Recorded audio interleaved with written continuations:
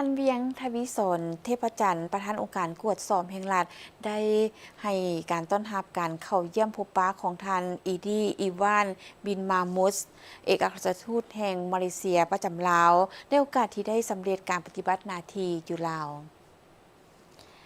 ท่านเวียงทวีสนเทพจันทร์ได้แสดงความยั่งยอสมเสยและตีราคาสูงต่อทานเอกอัครราชทูตที่ได้ทุ่มเทเหือแหงและสติปัญญาเข้าในการเคลื่อนไหวเวียกงานการทูตตลอดระยะการดำรงตำแหน่งอยู่สาธารณรัฐประชาธิปไตยประชาชนลาวซึ่งได้เป็นขัวโตอันสำคัญในการหัดแน่นและเสริมขยายสายผูกพันมิตรภาพและการร่วมมืออันดีงามระหว่างสองรัฐบาลก็คือประชาชนสองชาติลาวมาเลเซีย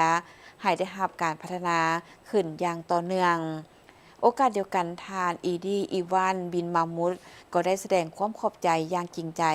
ต่อประธานองค์การกวดสอบแห่งรัฐก็คือรัฐบาลที่ได้ให้การร่วมมือสนับสนุนและอำนวยความสะดวกให้แก่ตนเองในการปฏิบัติหน้าที่การทูตอยู่ลาวจนสามารถสำเร็จผลอย่างจบงามพร้อมทั้งยืนยันว่าถึงแม้ว่าจะไปรับหน้าที่ใหม่